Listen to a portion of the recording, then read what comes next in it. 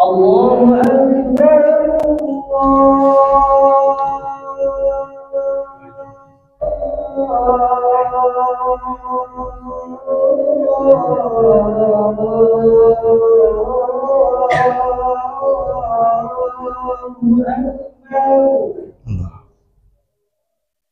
أشهد أن لا إله إلا الله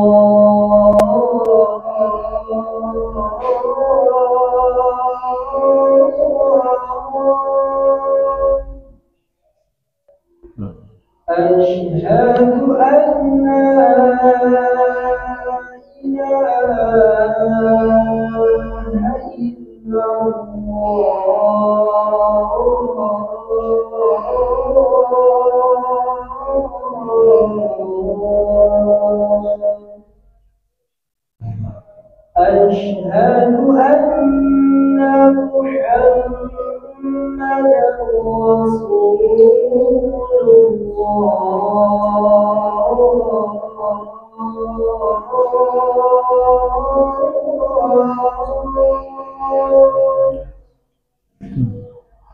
أشهد أن محمدا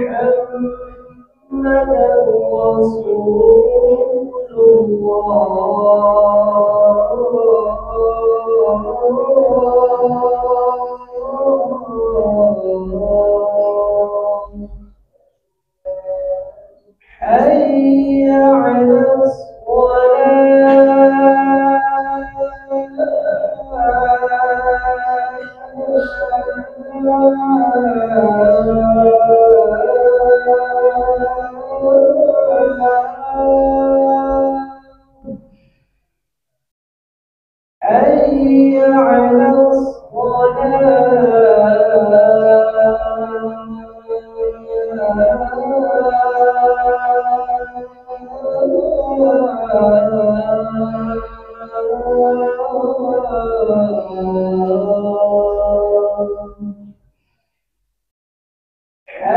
حي على حي على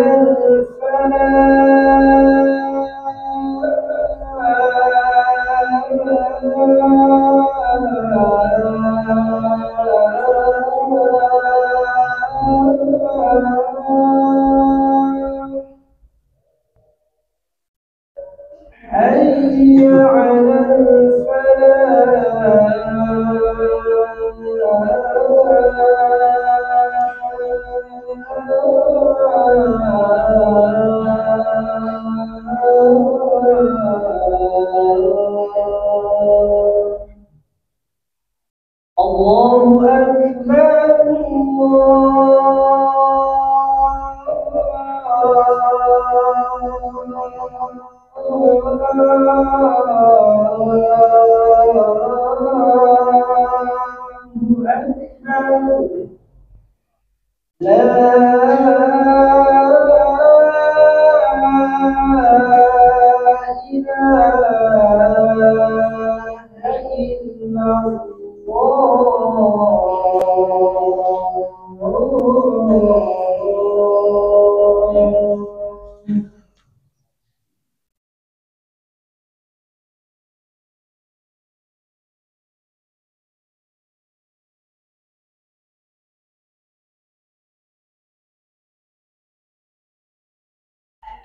بسم الله إن الحمد لله نحمده ونستعينه ونستغفره ونعوذ بالله من شرور أنفسنا وسيئات أعمالنا من يهده الله فلا مضل له ومن يضلل فلن تجد له وليا مرشدا أشهد أن لا إله إلا الله وحده لا شريك له وأشهد أن نبينا ومولانا محمدا عبده ورسوله صلوات الله وسلامه عليه وعلى آله وأصحابه ومن اتبعان الهدى إلى يوم القيامة وسلم تسليما كثيرا. قال ربنا تبارك وتعالى في القرآن العظيم يا أيها الذين آمنوا اتقوا الله حق تقاته ولا تموتن إلا وأنتم مسلمون. وقال يا أيها الذين آمنوا اتقوا الله وقولوا قولا سديدا يصلح لكم أعمالكم ويغفر لكم ذنوبكم ومن يطع الله ورسوله فقد فاز فوزا عظيما. أما بعد فإن أصدق الحديث كتاب الله وخير الهدى هدى محمد صلى الله عليه وعلى آله وسلم وشر الأمور محدثاتها فإن كل محدثة بدعة وكل بدعة ضلالة وكل ضلالة في النار والعياذ بالله.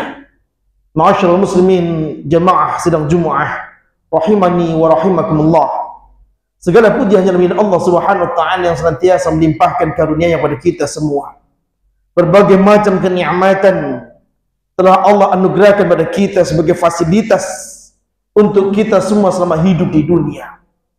Tentunya setiap nikmat-nikmat yang Allah Subhanahu wa taala anugerahkan kepada kita ada pertanggungjawaban kelak di hadapan Allah Subhanahu wa taala. Apakah nikmat-nikmat itu kita gunakan untuk mensyukuri dan juga kita gunakan untuk mentaati apa yang Allah Subhanahu wa taala aturkan kepada kita, atau kita gunakan nikmat-nikmat itu untuk durhaka kepada Allah Subhanahu wa taala? Oleh karenanya, renungilah setiap nikmat yang Allah Subhanahu wa taala anugerahkan kepada kita. Nikmat kesehatan, nikmat waktu, nikmat fisik, nikmat harta, nikmat tempat, dan yang lainnya semuanya pasti dihisab oleh Allah Subhanahu wa taala. La tus'alunna yawma idzin 'anil na'im. Kalian pasti akan ditanya atas semua itu semua. Ma'asyiral muslimin rahiman wa rahimakumullah. Di antara ilmu yang paling agung untuk dipelajari oleh setiap hamba adalah ilmu mengenal Rabb-Nya, yakni mengenal Allah Subhanahu wa taala yang melahirkan rasa takut kepada Allah Subhanahu wa taala. Pengenalan seorang hamba kepada Rabb-Nya yang melahirkan rojak dan juga semangat di dalam beribadah kepada Allah Subhanahu wa taala.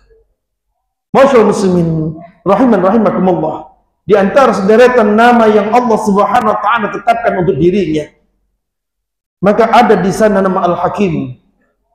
Allah Subhanahu wa taala menyebutkan nama Al-Hakim di dalam Al-Qur'an di banyak tempat.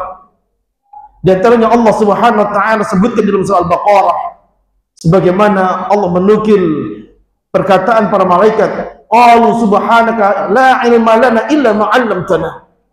Maka para malaikat menjawab, kami tidak mengetahui apapun ya Rabb kecuali apa yang Kau ajarkan kepada kami. Innaka antal alimul hakim. Sungguh Engkau zat al-alim al-hakim. Engkau yang maha mengetahui lagi penuh hikmah. Masyaallah muslimin rahiman rahimakumullah. Di dalam nama Al-Hakim, para ulama memberikan penjelasan dengan berbagai hal.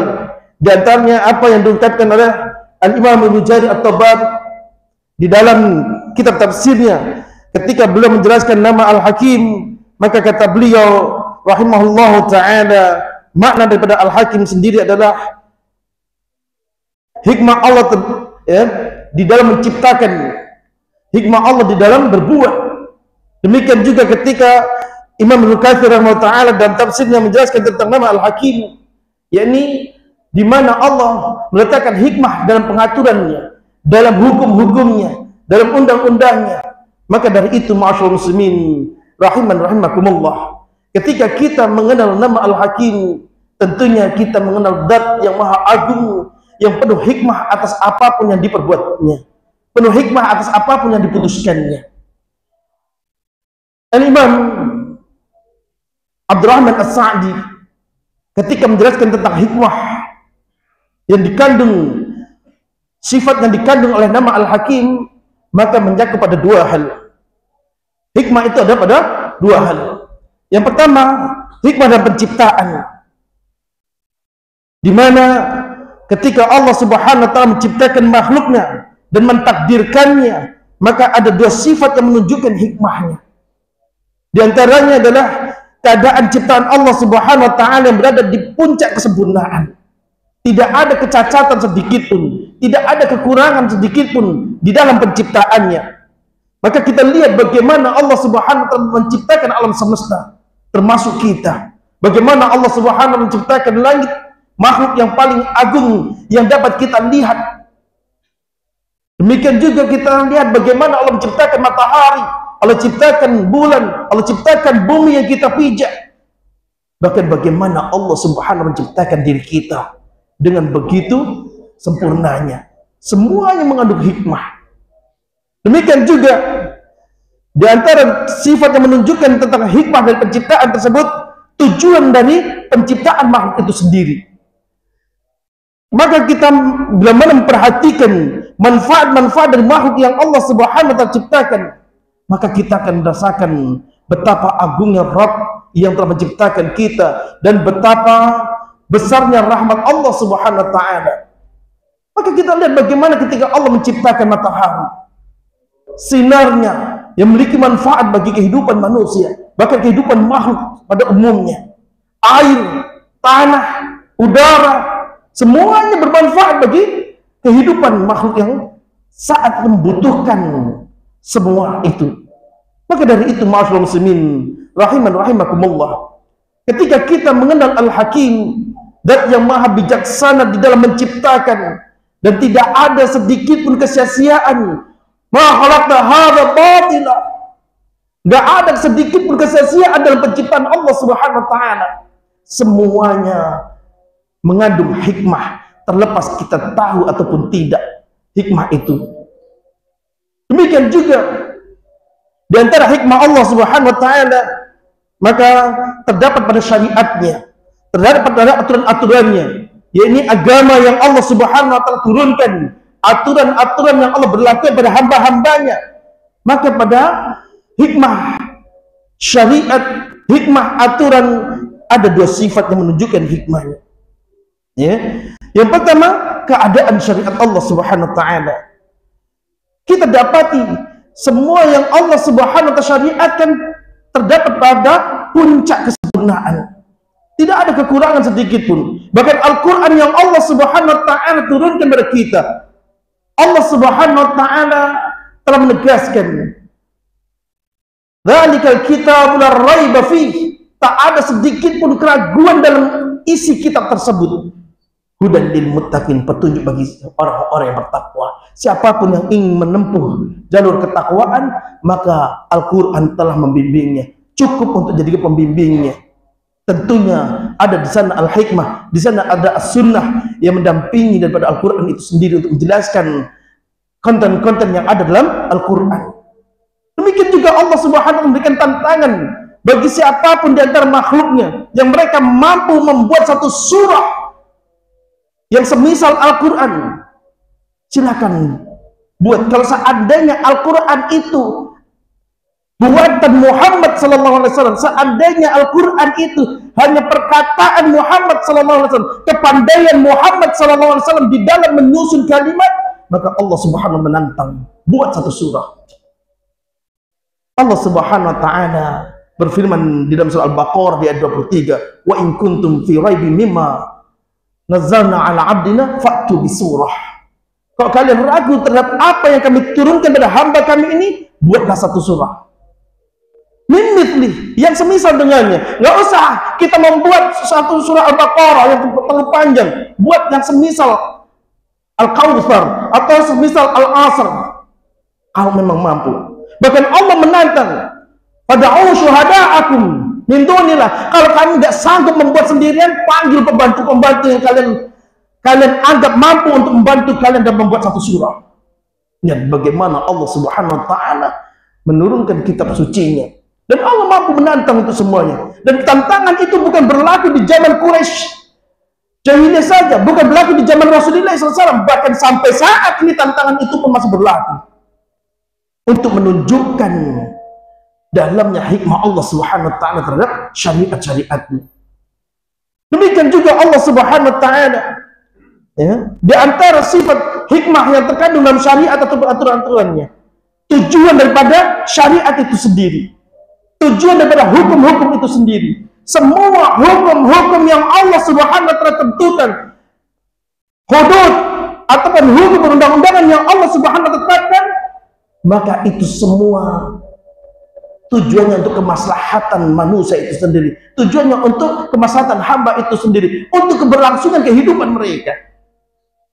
Kita ambil contoh, ketika Allah Subhanahu wa Ta'ala tetapkan hukum qisas bagi orang-orang yang membunuh, terutama membunuh karena kezaliman, maka ketika undang-undang itu dirubah oleh manusia, yang tadinya nyawa diganti dengan nyawa, kemudian diganti dengan penjara, apa yang terjadi?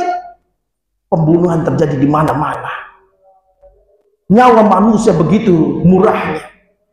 Seandainya manusia menegakkan hukum sebagaimana yang Allah Subhanahu wa Ta'ala atur, dan Allah lebih tahu apa yang terbaik untuk manusia, apa yang terbaik untuk hambanya, tentunya tingkat kriminalitas tidak tinggi di tengah-tengah manusia. Tentu orang-orang akan takut ketika dia membunuh dengan kezaliman, hukum timbal baliknya apa? Dia juga harus dibunuh.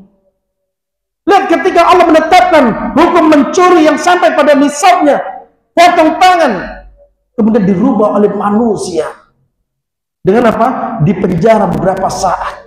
Apa yang terjadi? Tidak ada efek jerah bagi mereka. Seandainya mereka menegakkan siapa yang mencuri dan sampai pada nisabnya potong tangan, tentu itu akan berefek, memiliki efek jerah pada orang yang selainnya. Kalau mereka melakukan hal serupa, mereka akan mengalami hal yang serupa. Demikian juga ketika berzina, bagi pezina muhsan, mereka dirajam sampai mati. Kemudian diganti dengan apa? Hukum perdata. Apa yang terjadi? Perzinahan di mana-mana. Sehingga apa? Ketika undang-undang yang Allah Subhanahu wa Ta'ala tetapkan, tujuannya untuk kemaslahatan hamba itu sendiri dirubah dengan tangan manusia, dirubah dengan cara manusia, sesuai selera manusia, timbullah kerusakan di tengah-tengah mereka. Timbullah kerusakan di tengah-tengah kehidupan mereka, sehingga terjadilah kriminalitas di mana-mana. Oleh karenanya, masyaallah muslimin rahimani wa rahimakumullah, Allah Subhanahu wa Ta'ala tegaskan dalam surah Al-Maidah, "Wa man ahsanu minallahi hukman liqaumin yuqinun." Siapakah yang lebih baik di dalam membuat hukum untuk satu kaum bagi orang-orang yang mau, bagi orang-orang yang yakin?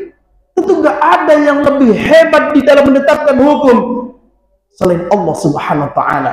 Tentu nggak ada yang lebih tahu tentang keadaan kita dan apa yang baik untuk kita selain pencipta kita. Barakallahu li wa lakum fil Qur'anil azim wa nafa'ani wa iyyakum bima fihi minal ayati wa dzikril hakim wa taqabbal minni wa minkum tilawatahu innahu huwal ghafurur rahim.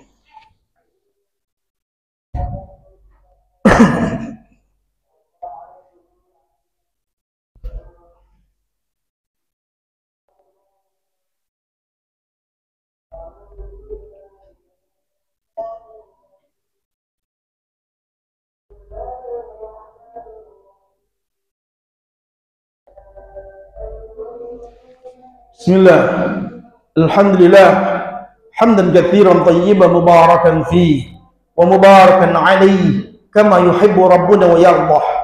Asyhadu an la ilaha illallah wahdahu la syarika lah wa asyhadu anna nabiyyana wa maulana Muhammadan abduhu wa rasuluh sallallahu alaihi wa ala alihi wa ashabihi wa man tabi'ani al-huda ila yaumil qiyamah wa sallama tasliman katsira. Masyaallah muslimin rahimani wa rahimakumullah, buah mengimani nama Allah Al-Hakim dengan keimanan yang benar, mengenal nama Al-Hakim dengan pengenalan yang benar, akan membuahkan ketentraman pada diri seorang hamba. Ketika mereka mengetahui di balik nama Al-Hakim ada Al-Hikmah, ketika mereka mengetahui hikmah itu meliputi takdir yang Allah Subhanahu wa Ta'ala tentukan, meliputi tentang hukum yang Allah Subhanahu wa Ta'ala tetapkan, maka mereka adalah orang-orang yang tenang dan tentram hatinya. Ketika mereka mendapati takdirnya tidak sesuai dengan apa yang dia harapkan, tidak sesuai dengan apa yang dia inginkan, kemudian dia ingat Allah Al-Hakim, maka Saat itu dia terhibur dirinya, pasti Allah lebih tahu apa yang terbaik untuk diriku. Ketika musibah menimpa, ketika kemalangan menerpa, kemudian dia mengingat Allah Al-Hakim, Maha tahu setiap perbuatan Allah ada hikmah, dan ini semua adalah takdir Allah Subhanahu wa taala. Maka pada saat itu dia tenang, pasti pilihan Allah yang terbaik. Masya muslimin rahiman rahimakumullah. Beda ketika seseorang yang nggak mengenal nama Al-Hakim, beda ketika seseorang yang nggak mengenal hikmah di balik nama-nama Allah Subhanahu wa taala. Kemudian dia tidak mengenal ada hikmah di balik takdir yang telah Allah Subhanahu wa taala tentukan. Ketika apa yang jadi cita-citanya tidak tercapai, dia terus gelisahan menerpa dirinya. Ketika apa yang dia inginkan tidak tercapai, dia terus dirundung dengan kegelisahan-kegelisahan. Seandainya, kemudian membuka pintu hayalannya. Seandainya aku tadi begini dan seandainya aku tadi begitu. Kenapa? Karena dia lupa bahasanya Allah Al-Hakim, zat yang memiliki, yang penuh dengan hikmah dalam perbuatannya, zat yang memiliki, yang penuh hikmah dengan hukum-hukum yang ditetapkannya. Oleh karenanya, masyaallah muslimin rahimani wa rahimakumullah, Rasulullah sallallahu alaihi wasallam telah memberitakan tentang keadaan orang-orang mukmin yang menakjubkan karena semua urusannya baik baginya. Suatu hadis dari Suhaib, qala Rasulullah sallallahu alaihi wasallam, kata Rasul sallallahu alaihi wasallam, ajaban li amril mu'min, inna amrahu kullahu khair. Kata Rasul sallallahu alaihi wasallam, sungguh menakjubkan urusannya orang-orang mukmin, semua urusannya adalah baik. Walaysa dzaka li ahadin illa lil mu'min, dan itu tidak akan pernah dijumpai kecuali pada orang-orang mukmin, kecuali pada orang-orang yang beriman kepada Allah dengan keimanan yang benar. Kecuali orang yang beriman kepada Allah dengan pengenalan yang baik. Apa kata Nabi sallallahu alaihi wasallam? Inna asabathu sarra syakara fakana khairun lah. Kalau dia mendapati kesenangan, maka kemudian dia bersyukur atas apa yang Allah anugerahkan padanya, dan itu baik untuknya. Wa in asabathu dhallah, adapun bila kemalangan yang menimpa dirinya, sabar, maka dia bersabar, fakana khairan lah, maka itu pun baik untuknya. Maka ketika seorang mukmin diuji, baik ujian itu ujian yang menyenangkan dirinya ataupun ujian yang membuat dirinya sulit, membuat dirinya susah, maka dia mampu menempatkan dirinya. Ketika dia mampu menempatkan dirinya, dia dalam kondisi yang baik. Bukankah Allah Subhanahu wa taala berfirman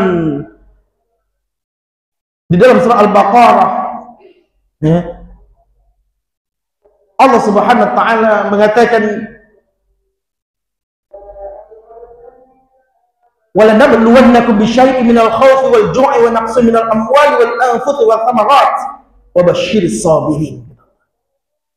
Sungguh kami akan menimpakan pada kalian sedikit rasa takut, sedikit rasa cemas, sedikit kelaparan, kekurangan buah-buahan, kekurangan harta, kehilangan orang yang kalian cintai.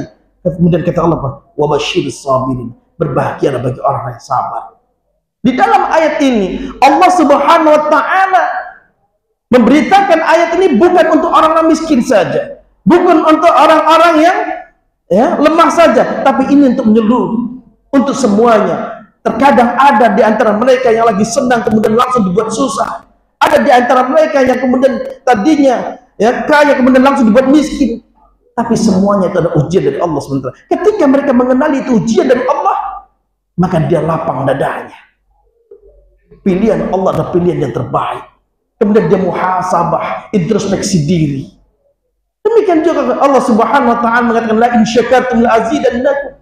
Kalau kalian mensyukuri setiap apa yang aku berikan pada kalian, aku akan tambahkan nikmat itu pada kalian. Artinya apa? Ketika dia mau menempatkan dirinya, ketika senang dia harus bersyukur, ketika dia susah dia harus bersabar, maka dia mendapatkan kebaikan-kebaikan dari Allah Subhanahu wa taala, dan semuanya merupakan bagian dari ibadah, dan itulah bentuk ubudiyah yang sebenarnya. Innallaha wa malaikatahu yusholluna 'alan nabi ya ayyuhalladzina amanu shallu 'alaihi wa sallimu taslima. Allahumma salli 'ala Muhammad wa 'ala ali Muhammad kama shallaita 'ala Ibrahim wa 'ala ali Ibrahim innaka Hamidum Majid. Allahumma barik ala Muhammad wa ala ali Muhammad kama barakta ala Ibrahim wa ala ali Ibrahim innaka Hamidum Majid. Allahumma ighfir lil mu'minina wal mu'minat wal muslimina wal muslimat al ahya'i minhum wal amwat innaka sami'un qaribun mujib da'wat. Rabbana taqabbal minna salih a'malina. Rabbana inna nas'aluka al-huda wat-tuqa wal 'afafa wal ghina ya Rahman ya Rahim. Rabbana a'inna 'ala dzikrika wa syukrika wa husni ibadatik.